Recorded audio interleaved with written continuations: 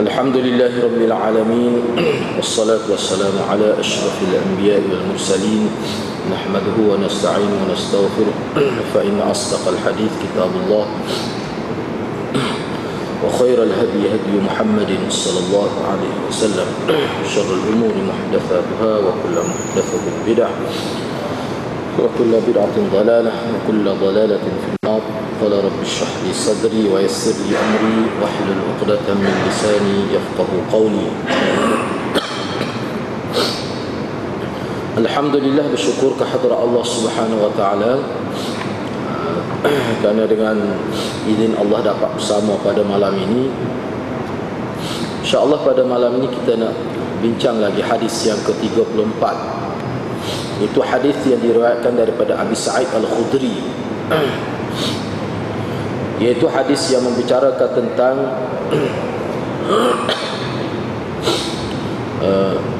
amar ma'ruf nahi munkar, ataupun perbincangan khusus dalam hadis ini adalah berkaitan dengan menolak ataupun membasmi kemungkaran. An Abi Sa'id Al-Khudri radhiyallahu anhu qala sami'tu Rasulullah sallallahu alaihi wasallam yaqul man ra'a minkum munkara falyughayyirhu bi yadihi fa in lam yastati' fa bi lisanihi fa in lam yastati' fa bi qalbihi wa dhalika adhafu al-iman, rawahu Muslim. Diriwayatkan daripada Abi Sa'id Al-Khudri radhiyallahu anhu, kata beliau, aku telah mendengar Rasulullah sallallahu alaihi wasallam bersabda, sesiapa dari kalangan kamu yang melihat berlaku kemungkaran, maka hendaklah ia merubahnya dengan tangannya. Jika ia tidak mampu melakukannya, maka ubahlah dengan lidahnya. Namun jika ia tidak mampu juga, maka ubahlah ataupun talaklah ataupun bencilah di dalam hatinya terhadap benda mungkar itu. Dan benci dalam hati terhadap kemungkaran adalah selemah-lemah iman. Menolak kemungkaran dengan hati yang dibenci itu adalah selemah-lemah iman. Sebelum ini kita telah pun lihat beberapa riwayat lain yang berkaitan dengan hadis ini. Begitu juga pandangan beberapa ulama yang membuat komentar terhadap hadis ini. Dan kita juga telah pun sebut makna umum hadis ini, al-makna al-ijmali bagi hadis ini. Jadi pada malam ni kita nak tengok pula, nak bincang pula beberapa perkara yang berkait dengan amalan para salafus salih berkenaan dengan hadis ini, ataupun yang kita sebut dalam konteks amar ma'ruf nahi munkar ini. Bagaimana pandangan ulama dari segi syarak dan sebagainya untuk panduan kita lah. Yang pertama, melalui hadis ini para salafus salih menganggap ataupun memahami melalui hadis ini Nabi SAW selain daripada nak menyatakan kefarduan amar ma'ruf nahi munkar, Nabi juga ingin menyatakan tentang sesuatu perkara itu, sama ada ma'ruf ataupun munkar itu, dia perlu dilakukan secara beransur-ansur, dia ada peringkat dia. Jadi amalan amar ma'ruf nahi munkar ini secara praktiknya adalah secara beransur-ansur, peringkat demi peringkat. Melalui pengamatan terhadap kerja dakwah Nabi sallallahu alaihi wasallam dan rasul-rasul terdahulu, maka ulama buat ketetapan begitu. Mesti berhikmat, rahmat dan rafiq serta adil dalam masalah ini, dalam masalah amar ma'ruf nahi munkar. Jadi untuk memastikan supaya terlaksana faedah amar ma'ruf nahi munkar, supaya bila hendak dilaksanakan itu maka tercapai maksud dia, maka kalau kita tengok dalam kitab, misalnya yang paling banyak kalau mengikut Imam Nawawi dalam kitab Ihya Ulumuddin tu, Imam Ghazali bahas panjang berkenaan dengan amar ma'ruf nahi munkar. Jadi dia kata tengok situlah dia beri rujukan dia. Tengok situ dia kata. Tengok dalam kitab Ihya Ulumuddin ada bab khusus amar ma'ruf, bab yang khusus.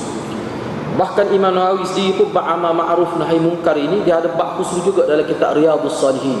Oleh kerana Riyadhus Shalihin itu kitab yang boleh dikatakan setiap kita ni adalah kitab tu. Boleh rujuk syarah dia. Kalau nak secara detail tengok situ. Cuma pada malam ni kita nak berkongsi beberapa pandangan ulama. Kerana ulama dalam konteks ini supaya tercapai maksud amar ma'ruf nahi munkar itu, objektif dia itulah nak supaya benda-benda yang dikatakan maksiat munkar itu dapat dihapuskan dan dielakkan daripada berlaku, dan supaya benda tu bila seorang itu nak melaksanakan amar ma'ruf nahi munkar dia boleh pahala, maka dia kena ada beberapa syarat yang mesti dipatuhi atau disiplin bagi orang yang nak bergiat aktif dalam amal ma'ruf nahi munkar. Ataupun kalau dia tidak, sebab ulama sebut amal ma'ruf nahi munkar ni setiap orang dia mesti terlibat. Tidak ada seorang pun yang boleh mengecualikan diri dia daripada amal ma'ruf nahi munkar, itu secara umum. Jadi ulama kata untuk secara umum itu setiap orang terlibat. Tetapi untuk membenteras munkar dan maksiat dalam konteks yang besar, dalam skala yang besar, dia tak dapat tidak, dia kena ada satu kumpulan yang khusus. Tak dapat tidak, dia kena ada satu kumpulan yang khusus. Tak caralah atas nama badan NGO ko ataupun agensi kerajaan ko, ataupun tak kira lah, dalam bentuk kerja berkumpulan.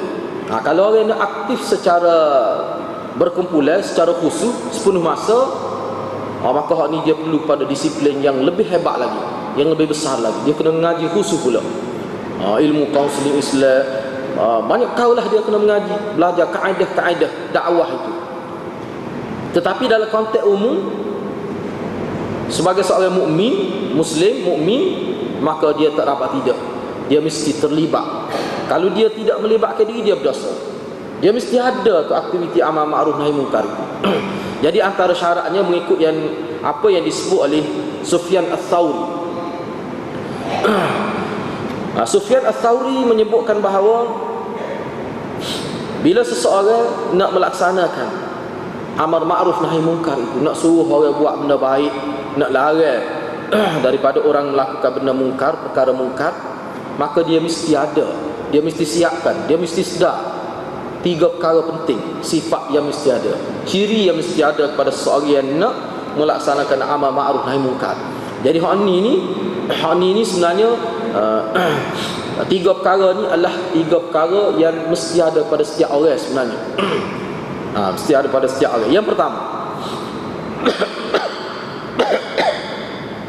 sifat yang pertama, seseorang itu mesti melakukan amar ma'ruf nahi munkar itu dengan ada rafiq. Rafiq ni dia ada 2 makna dalam rafiq ini. Pertama sekali dengan cara yang lembut, sopan, dan dia ada makna kasihan belas kepada orang yang disuruh buat benda baik dan orang yang dilarang daripada melakukan kebaikan itu. Itu makna rafiq. Dia ada 2 makna. Mana terangkum dalam makna rafiq, iaitu lemah lembut dengan cara yang sopan, yang tidak mengguris perasaan dia. Lepas tu dia kena ada perasaan sayang kepada orang yang dia suruh buat kebaikan, dan dia kena ada perasaan sayang kepada orang yang dia tegah daripada buat benda tak molek.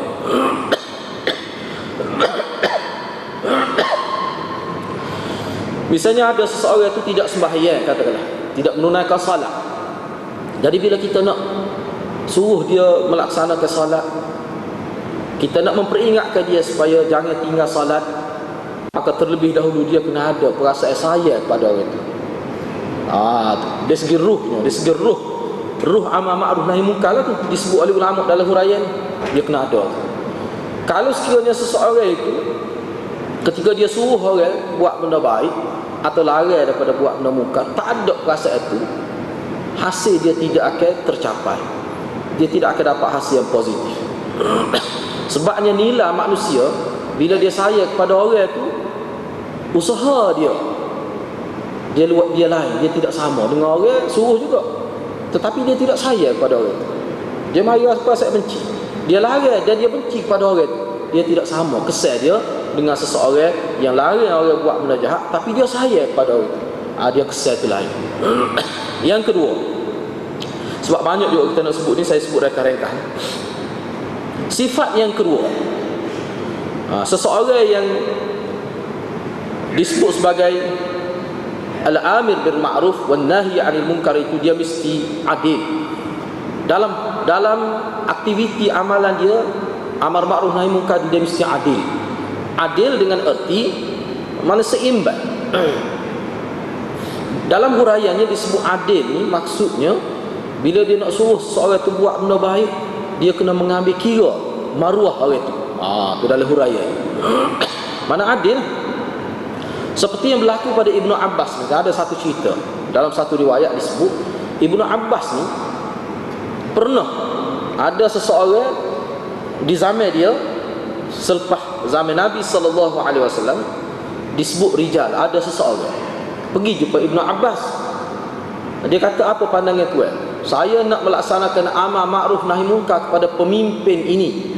Dia sebutlah dalam hadis itu, dalam riwayat itu tak sebut pemimpin mana, tapi seorang sultan. Bagaimana pandangan tuan? Dia tanya Abdullah ibn Abbas. Abdullah ibn Abbas kata boleh tu, tetapi kena ingat, kena jaga disiplin. Janganlah dalam proses kita tegur dia tu menyebabkan dia tu jadi terfitnah, dia jatuh maruah dia. Tu kena jaga, kata Abdullah ibn Abbas. Mana kita nak tegur pemimpin ni, jangan wisapa jatuh maruah dia. Jangan. Sebab kuku mana pemimpin ni, dia boleh naik jadi pemimpin, kuku mana pun dia ada kelebihan, kuku mana pun.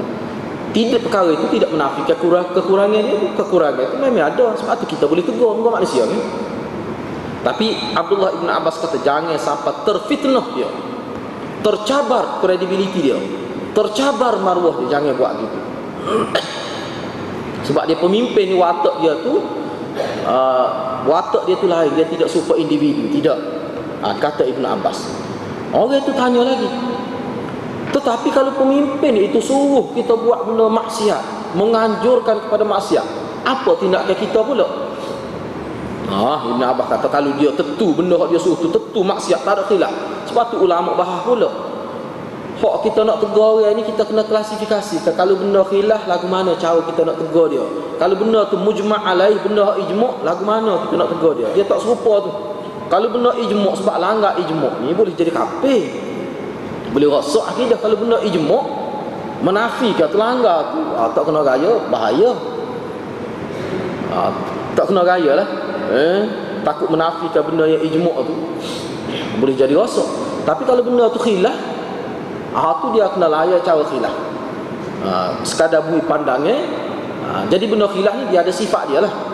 Dia ada sifat dia. Benda khilaf ni mana benda yang ada asal dia ni, cuma pemahaman tu berbeza. Kalau benda tak ada asal langsung, kita tak boleh nak panggil khilaf.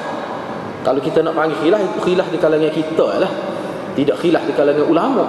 Setengah-setengah masalah tu tak ada bahas dalam kitab. Kalau benda lagu tu apa khilaf di ala kita, bukan khilaf di ala Islam tu. Jadi benda tu kita kena perhati molek lah. Baik, jadi kena adil. Kena adil. So, maksud adil ni juga ulama bahas antaranya bila, sebab dia berkait dengan orang. Kita nak tegur dia tu janganlah depan orang misalnya, siapa menjatuhkan maruah dia, walaupun dia tu tidak pemimpin, dia tu orang biasa, tetapi tetap dia ada perasaan malu tu. Benda tu kena jaga. Kalau kita tak jaga tu, ulama kata tak boleh pahala kita tegur. Tak boleh pahala siapa menjatuhkan maruah dia. Akhir sekali banyak kebaikan dia orang jadi tak nampak. Sebab apa? Sebab sudah jatuh dah maruah dia. Kalau dia tu pemimpin, kalau dia tu imam, dia salah. Tu imam pun manusia seperti kita lah juga. Yang boleh salah. Kalau nak tegur, dia ada kaedah dia, dia ada cara dia. Kadang-kadang tegur, suruh orang lain tegur, itu lebih baik. Itulah manusia paling layak pegang agama, sebab dia ada akal. Benda tu manusia boleh fikir cara tu. Manusia boleh fikir. Sebab tu asas yang diletak oleh Sufyan Tsauri tu, kita kena ada niat nak baik saya pada. Bila saya pada orang, apakah orang yang kita sayang, kita sanggup jatuhkan maruah dia. Misalnya ayah kita, teruk sama mana pun kita duduk kat dia, tak tahu, tak kecek. Teruk sama mana ayah kita pun, kita tak kata gabrau, sekih kita sayang. Jadi kita kena sayang kepada orang yang kita nak tegur ni. Barulah akan timbul perasaan nak jaga maruah dia, bertindak pun jadi betul kesal daripada saya. Maknanya Sufyan Tsauri ni buat kenyataan ni bukan sepatah lalu mikir ni. Mana hasil daripada kajian. Sebab tu dalam huraian dia ni, setelah dia tengok cara Nabi, cara sahabat, cara salafus soleh, dia buat kajian, dia buat tubik. Ni hasil daripada analisa dia, daripada fenomena dakwah Nabi sallallahu alaihi wasallam. Termasuk dalam adil ni juga, mana kita nak tegur dia tu, kita kena tengok dia tu lagu mana, kena tahu. Misalnya sebagai contoh ni, saya sebut contoh sebab ni masalah berat, masalah aurat kita kata. Ada masjid boleh sebab beberapa orang perdana tak sebut, kita sebut sini no. Jadi misalnya bab aurat, setengah-setengah orang itu memang generasi dia tak pernah pun tutup aurat. Dia lahir dalam keadaan tak tutup aurat. Bukan sekadar tak tutup aurat, teruk dalam makan ni. Jadi bila kita nak berhadapan dengan perempuan ataupun lelaki yang begini keadaan dia, background dia, latar belakang dia tu, dia kena berhati-hati. Dia kena berhati-hati. Kadang-kadang orang ni dengan sebab kita tegur dia boleh jauh daripada agama. Kau jauh. Satu yang bimbang. Mana kena pasti juga manusia ni. Kalau dia anak tunggu anak ustaz, kita boleh keras sikit. Tapi kalau dia ni dalam keadaan yang kita kena pasti dia tu sebagai manusia yang jauh daripada agama, dia kena tak boleh buat terbalah tak terlalu. Dia kena beringat. Tu maknanya kena adil. Nyayalah dia pun tak pernah diajar begitu. Lama kita dalam masyarakat kita ni, keluarga dia tekan semaya, baca Quran, aurat dah. Mak dia betul, tok dia pun mati dekat ada tak semua aurat misalnya. Jadi dia, lepas tu dia pun sekolah pun tidak sekolah agama misalnya. Manusia yang begini dia kena jaga. Mana kena lebih bercermat. Kalau tidak dia akan jadi lebih jauh lagi. Dengan sebab kita tegar semakin jauh kepada agama. Bukan dia kata agama ni menyusahkan. Sebab apa orang yang bawa agama pada dia tu dalam bentuk amar ma'ruf nahi munkar ni tak pandai. Tu kesal dia ada kesal. Sebab tu dalam kisah ni dia kena beringat. Kita kecek gini mudah bila nak buat tu, masalah payah. Orang ada disiplin khusus, ngaji khusus bertahun-tahun dalam bab ni saja. Bagaimana nak tackle manusia tu, bagaimana nak mendalami jiwa manusia tu. Banyaklah ilmu yang perlu dipelajari. Kalau di universiti ada khusus ke ilmu bimbingan kaunseling Islam tu, tu perlu. Sebab kesalahan itu dalam ruang syariat. Kalau ruang akidah dia ada kaedah lain pula. Ini dalam bab syariat, dalam bab kehidupan. Yang ketiga, seseorang yang nak melaksanakan amar ma'ruf nahi munkar itu, dia mesti tahu. Dia mesti tahu. Dia mesti faham. Jelas kepada dia kedudukan hukum sesuatu yang dia nak perintah supaya orang buat, dia kena tahu. Dan sesuatu yang dia nak larang orang buat tu, dia kena tahu hukum tu, masalah dalam agama, tahap dia kedudukan setara mana. Dibimbangi takut dia suruh orang buat benda tu bukan benda tu benda bid'ah misalnya. Nyanyo lagu tu. Dia suruh orang ni buat, dia anggap benda ni baik sedangkan benda tu tidak asal dalam agama, ataupun benda tu sebenarnya bukan ajaran Islam, dia suruh. Dia jahil tentang benda tu. Maka kalau sekiranya orang terpengaruh dengan suruhan dia, yang mana benda yang dia suruh tu benda yang tidak ada kaitan dengan agama, maka perkara tu akan jadi berat. Dia tangguh dosa. Dosa selama mana kawan tu amal tu, dia akan tangguhlah dosa tu. Sebab itulah ulama kata nak suruh amar ma'ruf nahi munkar ni. Sebab tu setengah-setengah ulama kata untuk orang awam, dia kena suruh benda yang jelas. Jangan benda tak jelas dia jangan suruh, takut salah. Dia jangan larang benda yang dia tak jelas, dia kena larang benda yang dia jelas. Takut dia larang tu benda tu tak apa lagi dalam agama. Tu timbul fitnah dalam agama. Dia suruh orang buat benda tu benda yang tidak ada asal dalam agama, benda yang bercanggah dengan agama, bahkan ajaran lain, ajaran Kristian benda tu, ajaran Syiah benda tu, ajaran Gereja benda tu, ajaran Yahudi benda tu. Takut jadi gitu. Lagu tu nyanyi orang tu gak buat kena kau ni ada unsur Israiliyat, ada unsur Syiiyat. Nyanyi kau itu tegak doa amal. Tu kena tahu. Sebab tu dia syarat. Mana kalau dia tak jelas jangan. Sebab tu ulama kata benda khilafiyah tak sah. Kalau benda khilafiyah, kena tentulah tu takrif khilafiyah tu. Sebab tu ada setengah-setengah ulama dia kena takrif molek benda dia nak suruh. Dia kena takrif molek benda dia nak larang. Takut tersalah. Ni secara umum lah. Lepas tu kita akan tengok pula dia punya tahap dia. Bila orang buat salah ni kita larang selalu. Kau lagu mana? Dia ada pula situ ulama buat disiplin dia. Kau ni orang yang nak bertindak sebagai amir bil ma'ruf wan nahi 'anil munkar. Orang yang nak terlibat tu. Itu 3 perkara yang penting yang dirumuskan oleh Sufyan Ats-Tsauri.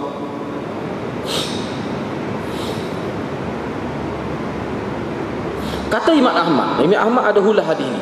Imam Ahmad ni pun ada juga dia mengulas hadis ini, cuma dia sebut secara umum. Dia kata adalah persamaan dengan Sufyan Ats-Tsauri itu.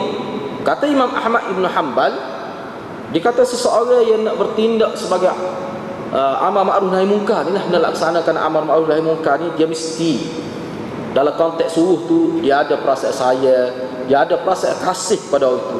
Dia kena merendah diri kepada orang itu.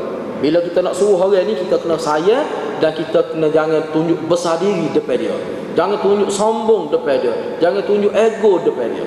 Kata Imam Ahmad, kita kena letak kita ni khuduk. Khuduk ni maknanya penampilan zahir kita ni mesti nampak seorang yang sampai santun, seorang yang tidak nampak ego, tidak nampak kata-kata tidak nampak bering lah.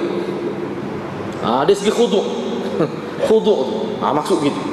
Kita suruh dengan cara, dengan bahasa yang menampakkan kesopanan kita. Bukan nampak besar diri, mentaka dia salah, kita betul kat kita tegur dia dengan nampak buka dada, kita kata tak boleh lah gitu. Kata Imam Ahmad. Sebab dia kata kebaikan dia ada. Kalau kita boleh buat gitu, orang manusia ni kalau kita tegur tu kena cara. Kalau kita tegur tu katalah benar, kita tegur benar sangat sensitif. Tapi kalau kena molek dengan rif dan khuduk, maka kalau dia tidak ikut, dia tak marah kita, ataupun dia senyap, dia tak kata. Sebab orang ini tegur dengan cukup sampai satu, dia senyap, dia tak marah. Dia kata kalau orang berada dalam orang yang kita tegur tu berada dalam keadaan itu, sebenarnya orang tu dia sudah menolong diri dia sendiri. Orang lagu ni bila dia boleh tumpuan, dia tidak marah kita, maka sebenarnya kejayaan pertama untuk kita. Dia klik orang lagu ni, kata Imam Ahmad, dia klik, dia kenang, dia mikir. Sebab apa? Sebab masuk molek dia dengar. Sebab kita tegur dengan cara rif dan khuduk. Dengan cara nampak kita sayang dia. Tegur, dia nampak kita tegur dia, kita sayang ke dia.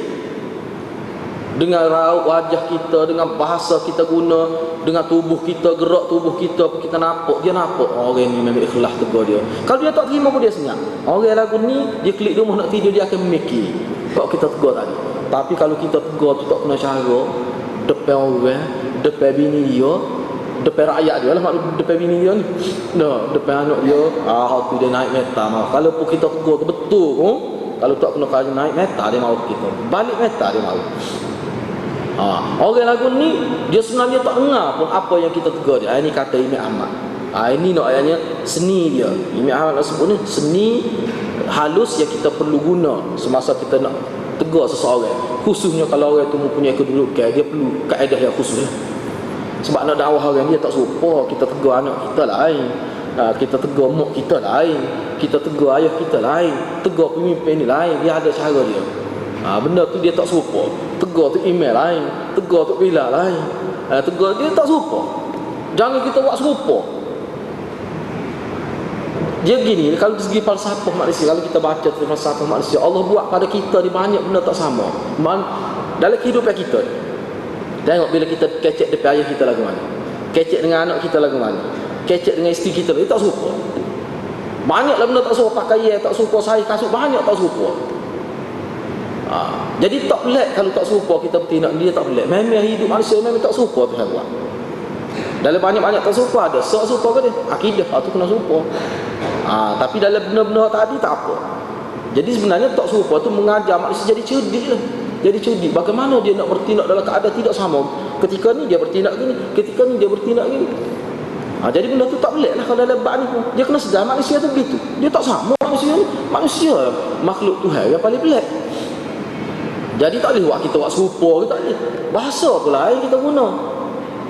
Kita takut kita tengok adik-beradik ayah kita kecek akumu, kita nak kecek begitu juga dengan ayah kita. Tak boleh. Ayah kita nampak daun kita dia kecek akumu, tak apa dia sama tarah dia, boleh lah. Tapi kita nak kecek nampak daun kita aku, nak kecek dengan ayah kita aku, tak boleh. Orang panggil biadab lah gitu. Dia ada tahap-tahap dia. Jadi benda tu kita kena faham, sebab tu ulama bincang benda ni secara serius dalam kitab ni. Ada sebahagian ulama dia kata hak tadi, kalau hak Sufyan Tsauri sebut tadi dari sudut orang yang nak melaksanakan amar ma'ruf nahi munkar. Baik, sekarang ni kita nak bincang pula, setengah ulama dia bincang pula dalam konteks amar ma'ruf nahi munkar ini, dia ada beberapa tahap dia, peringkat yang perlu kita guna. Bila kita nak tegur orang ni, dia ada banyak peringkat. 5 peringkat disenaraikan oleh sebahagian ulama. Hal ni disebut oleh Ibnu Qudamah dalam kitab dia Mukhtasarul Minhaj. Muka surat 122 dia sebut. Dia kata yang pertama, antara peringkat yang pertama, bila kita nak melaksanakan amar ma'ruf nahi munkar, pertama sekali at-ta'rif. Ta'rif ni maksudnya kita kena definisi, kita perjelas molek dulu kepada orang. Kena perjelas dulu. Kalau kita kata dia salah, kita nak tegur, katakanlah dia buat amalan, kita kata tu salah, kita kena jelas biar kita boleh raya alasan kita. Apa yang kita kata salah, kenapa kita tegur dia? Sebab dia salah, dia telah tersilap, dia telah melaksanakan benda maksiat, benda mungkar. Apa alasan kita? Kita kena raya dia tu. Tak kena buat gini sebabnya gini. Itu kita kena jelas. Memang kita kena jelas. Itu maknanya proses yang pertama. Takut dia tanya kita, apa salah? Bahasa tak betul. Apa bahasa tak betul? Kita tak boleh nak royak tu, masalah. Biar kita boleh royak. Yang kedua, nasihat kita tu yang kita guna tu, bila kita guna percakapan kita dengan dia, mestilah dengan kalam yang lembut. Rafiq tadi, kalam yang lembut. Start tu guna kalam yang lembut. Jangan masuk dia tinggi selalu. Guna tu cara yang lembut. Tu peringkat yang kedua. Selembut mungkin lah. Peringkat yang kedua. Peringkat yang ketiga, ni kita boleh pilih lah. Kita boleh pilih. Hak ni tidak semesti ikut ulama kata, kita kena tengok mana ni antara kategorinya, supaya tercapai maksud, nak tahqiq maqasid, supaya nak pastikan tercapai. Yang ketiganya dipanggil at-ta'nif, iaitu kita sebut perkataan yang boleh menyedarkan dia. Kadang-kadang manusia ni dia kena lagu tu, dia tak boleh main lembut kadang-kadang manusia ni. Dia juga perlu kepada kita cela dia. Cela ni maknanya bukan dengan maksud nak cela, nak menyakiti hati dia. Misalnya dia buat sini, boleh kadang-kadang. Hak ni perlu pertimbangan lah. Perlu pertimbangan. Buat setengah-setengah orang kalau kata gini jadi mikir, tapi bukan semua orang. Misalnya kita kata, jahil demo ni, ya jahil, kita kata, boleh kita guna tu, tapi bukan pada semua orang. Kena tengoklah, kena nilai orang lagu mana. Misalnya kalau guru kita, misalnya guru kita baik, kita boleh kecek lagu tu. Ni tak kerti ngaji apa. Kita kata tu. Tapi bukan semua orang kita boleh guna gitu. Tapi ada, tak salah tu. Kena tengok orang. Kaya kita tak boleh kecek gitu. Kau podau kita tunjuk atas muka ayah kita. Apa itu? Tak boleh lah gitu. Tapi kalau guru kita misalnya dia buat salah, tak kira lah apa saja. Boleh.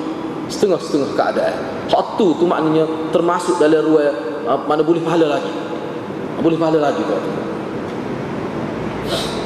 Yang keempat, kita tegah dia buat benda mungkar itu dengan kekuatan. Al-man'u bil quwwah. Kita larang dia, kita tegah dia tu dengan kekuatan. Kita guna kekuatan. Dia buat sini contoh lama. Misalnya dia minum arak, kita ambil botol arak, teratok depan dia. Ikutlah apa sajalah. Kadang-kadang benda tu setengah-setengah manusia. Misalnya kalau ayah kadang-kadang jadi dia buat kepada anak, setengah-setengah anak tak jadi buat gitu. Tapi payah belum lagi ni. Tapi benda tu perlu kadang-kadang dalam keadaan tu.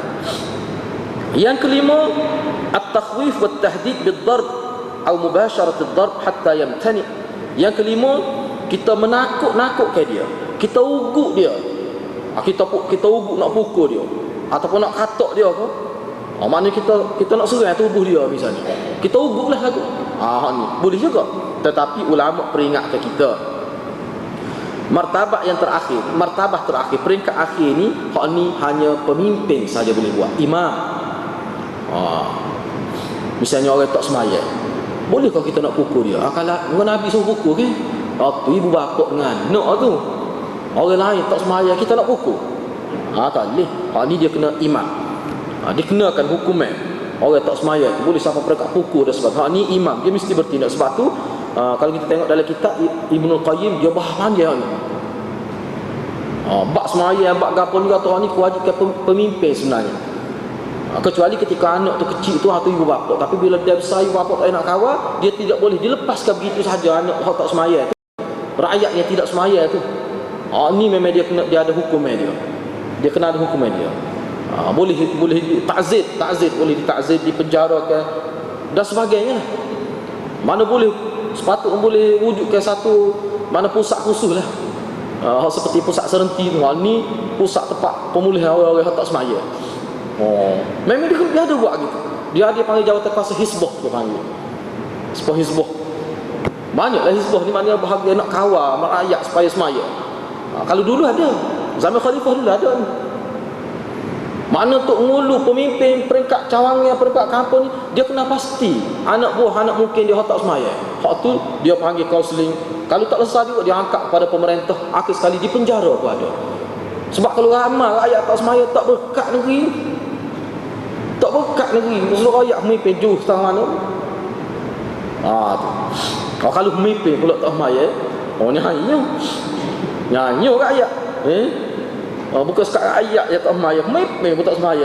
Ni nyanyi balik kita lah. Jadi benda-benda gini dia ada khusus. Kalau dulu, kalau kita tengok dalam sejarah, khalifah ni dia ada khusus. Dia panggil jawatan kuasa tu, dia nak kawal benda-benda gini. Sebab semaya ni kira benda rukun agama.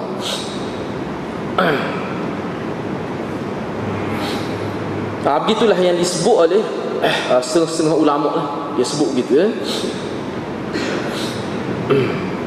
Ada juga ulama kata tak banyak syarat. Dia kata kalau orang, ada setengah ulama kata beberapa syarat. Misalnya seseorang yang nak tegur ni, dia mesti seorang yang sudah cukup umur untuk dia boleh pahala tu. Untuk boleh pahala tu cukup umur, balik dia tegur. Lepas tu dia kena tahu hak dia tegur tu apa, hak ni biasa. Boleh katakan hak ni tak ada khilaf lah. Tak ada khilaf ni. Tu.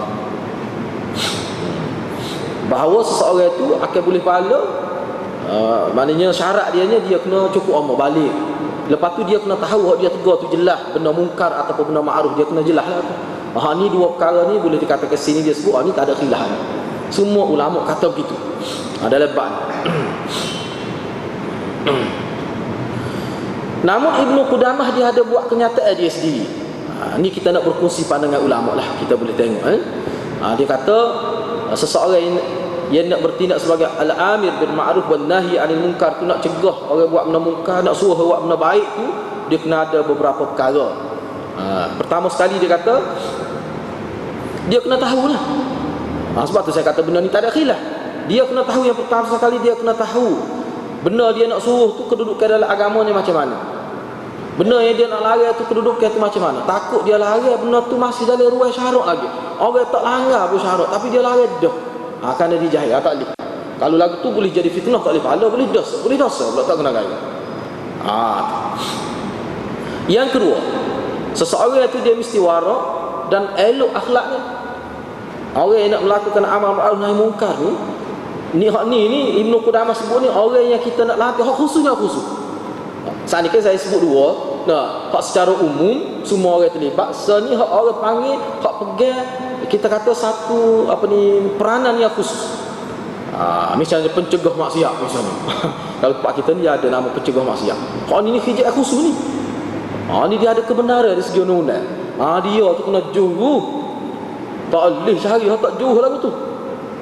Dia jadi rosak badan. Orang tulis dia pun tak lalu. Dia sendiri pun tak jauh dah. Lepas tu macam mana dia nak pegang peranan tu sebagai ahli jawatan ataupun anggota pencegah maksiat. Dia sendiri pun buat maksiat ahli-ahli. Sebab tu Ibnu Qudamah kata tak boleh. Seseorang tu makna kita kena cek jauh nak. Kalau boleh kena siasat dulu, dia kata. Orang ni lagu mana semaya dia. Dia dengan ibu bapa dia lagu mana. Kena cek dulu. Sebab apa? Nak mengelak daripada berlaku kepincangan tu. Nak mengelak daripada berlaku kepincangan itu. Jadi hak ni tak ada interview atas di meja ni, tak ada ni. Kita nak interview seorang tu, nak ambil penjaga masa tak, kena siasat dulu. Ambil masa sikit siasat, tanya khabar lagu mana dia tu, setara mana solat dia misalnya. Ini sebab tu dia kena ada satu jawatan hisbah nak menentukan orang ni.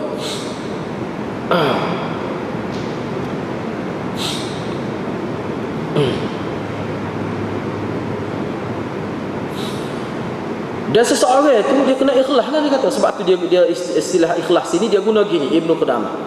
Seseorang tu dia tak boleh dalam rangka dia nak melaksanakan amal ma'ruf nahi munkar, dia tak boleh ada keinginan dalam diri dia nak supaya orang puji dia, nak bermuka-muka buat gini, nak suruh, tak boleh, dia tak boleh. Sebab apa? Sebab kadang-kadang amal ma'ruf nahi munkar menyebabkan jadi terbunuh kadang-kadang orang itu, tercedera orang itu. Tak hadal lah dengan terbunuh, dengan tercedera, tak boleh pahala pula. Lepas tu dia tidak ada berkat macam-macam. Lepas tu tadi Arif, Rafiq tadi Arif, dia kena ada perasaan sayang kepada orang yang dia suruh, sayang pada orang yang dia larang daripada buat benda mungkar itu. Begitu yang disebut oleh Ibnu. Sebab tu saya kata dia ada dekat maksud dia tu. Profesor Muhammad Qutub pun ada buat kenyataan juga dalam kitab dia Qabasat Minar Rasul. Dia ada setuh juga benda ni. Kita nak tengok pandangan dia lah. Jadi Profesor Muhammad Qutub dia telah menegaskan, membuat satu ketegasan. Dia ni penulis ni Muhammad Qutub ni, penulis besar ni Muhammad Qutub ni.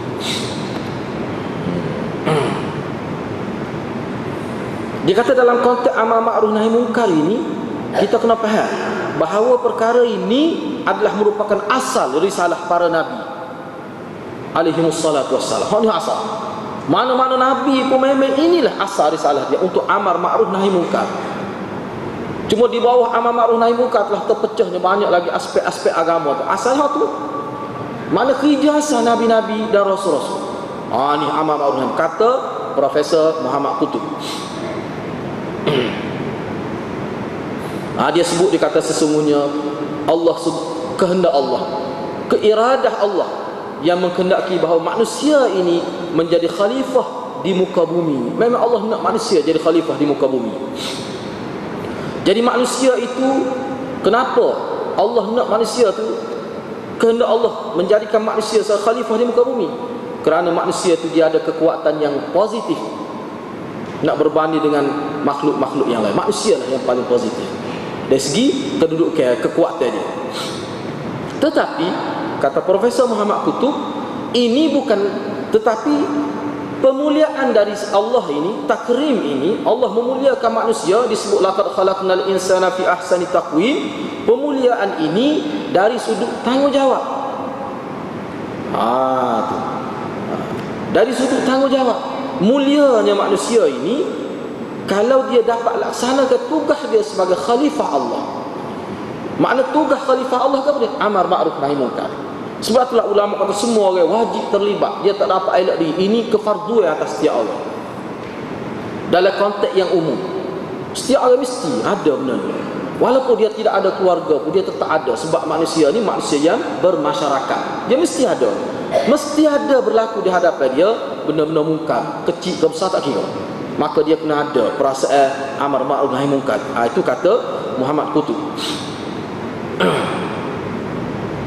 Dia kata antara tanggungjawab yang besar inilah amar ma'ruf nahi munkar. Itu komentar daripada Profesor Muhammad Qutub. Begitu juga Ibnu Qayyim bahas panjang beberapa muka surat dia bahas. Dia kata sebenarnya kesemua apa ni kita kata kekuasaan Islam, bila orang panggil kuasa Islam, Nabi duduk di Mekah tak ada kuasa, bila duduk di Madinah ada kuasa. Selepas tu kuasa yang dipunyai oleh pemimpin-pemimpin umat Islam itu, maqasid dia apa?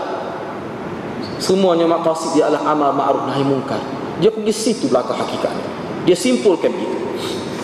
Itu kata Ibnu Qayyim rahimahullah.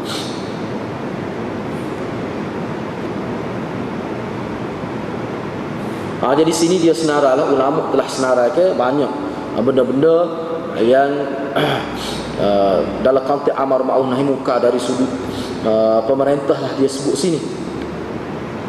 Misalnya dia bagi dalam bab akidah ke apa dia.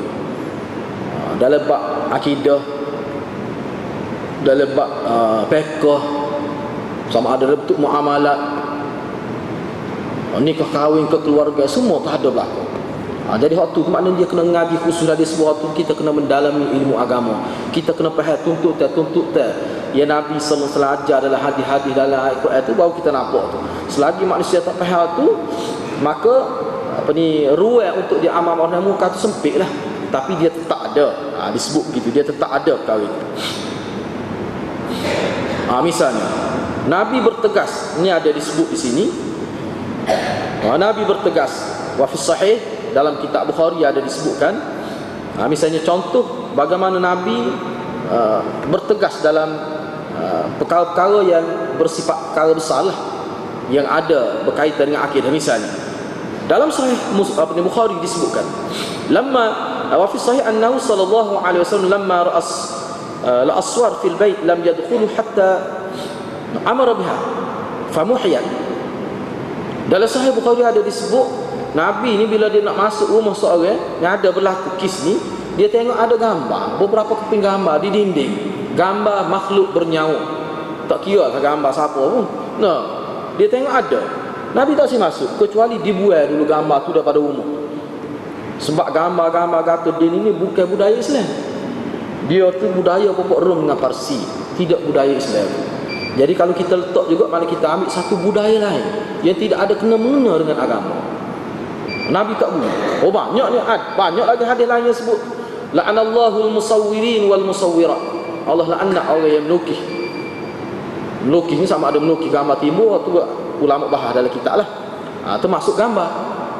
Kalau timbul boleh lihat daripada beberapa dimensi ni, lagi tak boleh. Semacam berhala, lagi tak boleh. Hak gambar ni, lukisan ni, kalau bersifat benda makhluk bernyawa, tu Nabi tak, sebab itu bukan budaya Islam. Tu jelas bukan budaya Islam. Dia kalau buat hal tu, dia akan lebih mengarah pada benda yang tidak baik. Benda yang tidak baik. Sebab setengah-setengah tokoh puasanya kalau kita tengok berhala-berhala Quraisy, suak dan sebagainya tu, suak tu misalnya disebut dalam Quran tu kan. Dia tu asalnya orang baik di zaman dulu. Zaman sebelum zaman Nabi tu disebut dalam kitab, dia ni kerja dia ni, suak ni. Kerja dia. Nama berhala Mekah tu besar tu. Kerja dia ke dia asalnya. Dia ni kerja dia buat kol untuk orang pergi buat haji. Disebut dalam kitab dia capur bali, capur air, bergula gitu. Kol lah kita kata. Benda yang paling jimat lah. Tapi kalau orang makan waktu tu, kau tak ada duit pergi Mekah pun tidak lapar lah. Dia pergi makan waktu buih air, percuma pada orang haji, percuma. Tu kerja dia. Nama dia nama lain. Jadi orang kenal dia sebagai orang baik. Bila dia mati, orang terasa kehilangan dia. Tak ada adalah orang yang sapuk makan minum jemaah haji. Masyarakat saya tu dia disebut orang pun bagaimana nak kenal dia. Anak cucu tak kenal dia. Tu mula lukis gambar dia letak dinding. Ni lah orang panggil suak ni. Akhir sekali. Tetapi semua petokoh ni bila berlalu daripada generasi ke satu generasi, dia semakin hebat. Dia rasa ke tokoh ni semakin jauh daripada tokoh tu, semakin hebat. Mari generasi cucu ni letak bunga, mari hak cinyak ni betul. Rasa hebat lagi. Akhir lukis gambar cukup seorang. Lepas tu sebenarnya peringkat-peringkat nak jadi sembahan. Akhir sekali sembah. Sebab apa orang rasa hebat? Sebab Mahatma Gandhi asalnya gambar asalnya gambar. Lepas tu buat patung. Mula-mula patung tu boleh tengok kerpes saja, kuki, kita akhir sekali siap seorang. Akhir sekali dalam setengah tu sembah, fanatik tu sembah Mahatma Gandhi. Maknanya gambar ni dia lebih terarah ke arah itu. Kerana asal dia pun daripada pokok Parsi gambar tu, memang dia bersifat sembah. Sebab tu Nabi SAW sangat tidak suka benda tu. Disebut dalam hadis tu, Nabi tak boleh masuk dalam rumah ada gambar.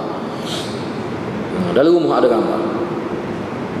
Pernah saya tengok di China. Di China, saya tak ingat dalam jejak Rasul. Dia pergi ke China, sebuah masjid tu, di masjid lah, ada gambar. Tak tahulah masjid tu masjid orang Islam ke masjid orang Syiah, tidak, tapi dia katanya Islam. Dalam masjid tu ada gambar Khomeini dalam masjid, duduk depan. Kejut saya tengok. Tu jejak, mana jejak Rasul lah tu. Kira-kira ni. Nah, tengok gitu. Oh, jadi maknanya siapa sana tu pengaruh tu? Ada temu Khomeini besar ketemu dak kan. Jadi orang yang terlibat dengan Rasul ni sepatutnya kena diberi taklimat juga lah kalau lagu tu. Jadi orang nampak lagu mana dalam masjid ni ada gambar Dajjal lah tu. No. Jadi berat lah lagu tu. Teruk Lepas tu terang malam kemarin pun saya tengok dalam dunia berita Jasilah tu kan. Konflik berlaku di antara Iran dengan Amerika semua sekali. Lepas tu adalah wakil Iran tu dia berucap di Iran lah. Dia buat sidak akhbar. Jadi background belakang tu jelas terang. Kita boleh baca lalu. Ya Mahdi al-Muntazad adrikni. Terang sebut syirik tu. Wahai Imam Mahdi al-Muntazad, selamatlah kami, selamatlah saya. Terang tu sebut. Sebab kalau di White House ke dia tulis White House belakang tu dah background dia ni dah ya Mahdi al-Muntazad adrikni. Terang jelas tu syirik. Jadi harap-harapnya mana kita peka lah dengan benda-benda gini dia sebut juga sini banyaklah antaranya masalah wajib kepada pemimpin memberi pengajaran kepada perempuan-perempuan supaya jangan keluar. Kena jaga dari segi pakaian tu kewajipan pemimpin. Walaupun kewajipan ibu bapa tu ada juga dia sebut sini.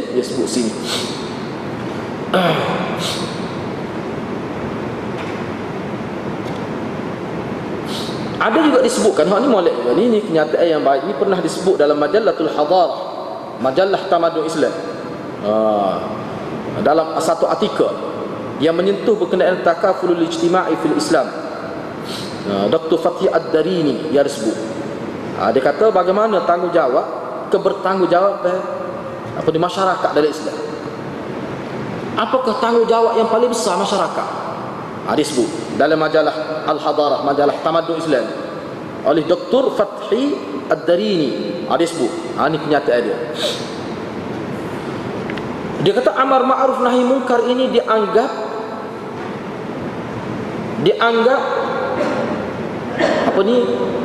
sejelas-jelas perkara yang paling jelas sebenarnya, syiar yang paling jelas yang menggambarkan masyarakat yang bertanggungjawab. Masyarakat yang bertanggungjawab dia nyata, dia jelas pada sejauh mana anggota masyarakat itu ada unsur amar ma'ruf nahi munkar. Jadi kerajaan wajib nilai kualiti rakyat dia dari sudut tu. Jangan kerajaan nilai rakyat dia dari sudut berapa mana pendapatan rakyat dia sebulan bulan, purata pendapatan. Jangan nilai itu saja. Dia kena nilai juga mentaliti masyarakat dari sudut amar ma'ruf nahi munkar. Kerana Islam hak tu yang paling azhar, yang paling menonjol sebenarnya. Syiar yang paling tinggi tu. Jadi dia kata ulama telah tulis banyak kitab ni nak bincang aspek-aspek ni. Aspek amar ma'ruf nahi munkar. Antaranya yang disebut sesungguhnya amar ma'ruf nahi munkar ini antara ciri-ciri khusus umat yang bertanggungjawab sesuai dengan tuntutan keimanan mereka.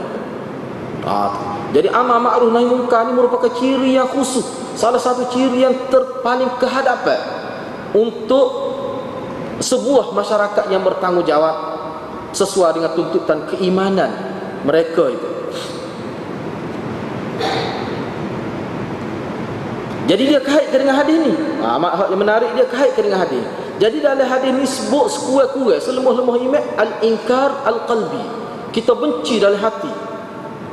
Ketika mana kita tidak ada kuasa, ketika kuasa berada di tangan orang lain, kita tak ada kuasa, sama ada bentuk individu ataupun masyarakat Islam tidak ada kuasa, tetap tanggungjawab ni tetap ada, dia tidak hilang tanggungjawab ni. Tetap ada. Katakanlah kita tak ada negara, umat Islam tak ada negara, umat Islam hidup sebagai manusia yang merempat, tetap dia ada juga tanggungjawab ni. Iaitu dia ingkar al-inkarul qalbi ni, benci dengan hati terhadap maksiat benda mungkar ni.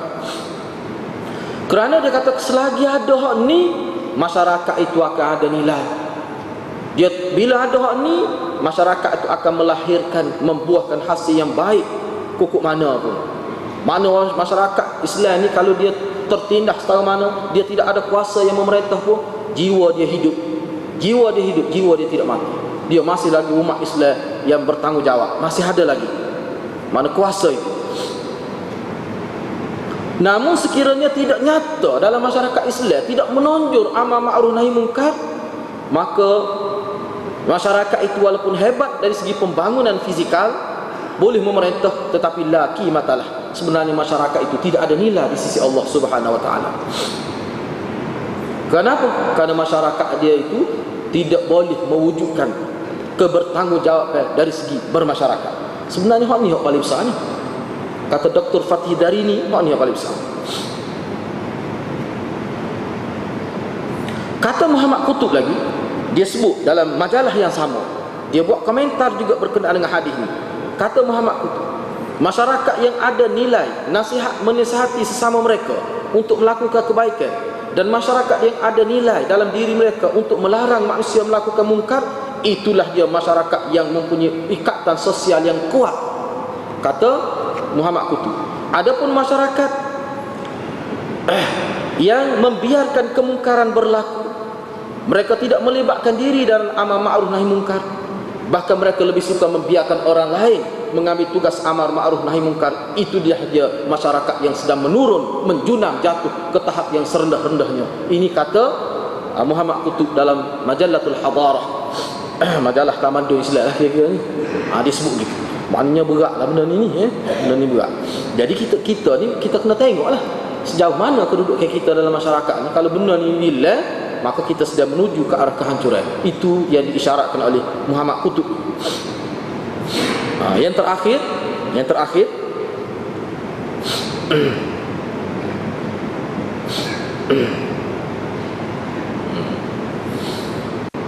satu kali di sini sebut riwayat berkenaan dengan Ibnu Mas'ud pula ni. Tadi Ibnu Abbas ni, Ibnu Mas'ud.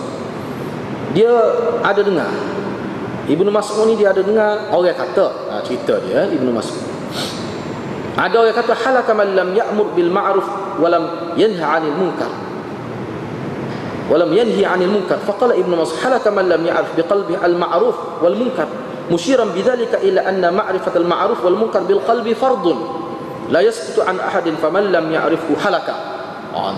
Jadi ada orang kata, ni Ibnu Mas'ud dengar, ada orang kata punahlah, binasalah orang yang tidak melaksanakan amar ma'ruf nahi munkar. Ada orang kata begitu. Bila Ibnu Mas'ud dengar begitu, Ibnu Mas'ud tak kata salah. Cuma Ibnu Mas'ud ambil benda yang bersifat mendasar dalam hati. Dia katakan halaka man lam ya'rif biqalbi al-ma'ruf wal munkar. Ni kita boleh faham daripada ibarat dia ni, orang yang terlalu ghairah sangat bercakap tentang amar ma'ruf nahi munkar tapi dia tak faham betul. Itu Ibnu Mas'ud tegur dia. Kita boleh faham daripada teks ini.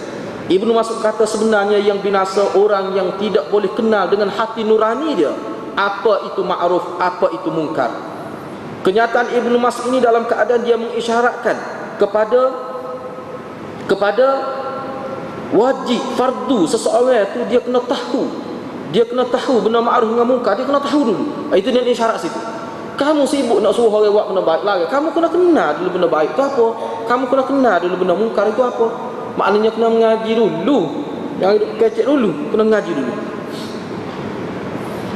Kata Ibnu Mas'ud lagi, tetap tidak akan gugur kefarduan itu selagi seorang itu tidak kenal. Kalau dia tak kenal benda ma'ruf benda munkar, dia tak kenal hak tu, maka kalau dia melaksanakan amar ma'ruf nahi munkar dalam keadaan dia tak kenal yang mana ma'ruf, dia tak kenal yang mana munkar, dialah sebenarnya halaka. Boleh jadi dia halaka, orang lain pun jadi halaka juga. Dia musnah, orang lain pun musnah. Makna sini Ibnu Mas'ud nak menegah ke satu perkara, nak amar ma'ruf nahi munkar ni kena ada ilmu. Kena ada ilmu, wajib berilmu dengan kadar kita, dengan kadar kemampuan masing-masing. Jadi itulah beberapa perkara yang kita boleh bincang pada malam ini, berkongsi pandangan ulama. Jadi insya-Allah pada minggu hadapan kita akan ambil kesimpulan hadis ni, kerana kesimpulan ini saya tengok banyak juga dan menarik juga untuk kita fikir secara rasional lah perkara ini. Setakat itulah, wabillahi taufiq wal hidayah. Wassalamualaikum warahmatullahi wabarakatuh.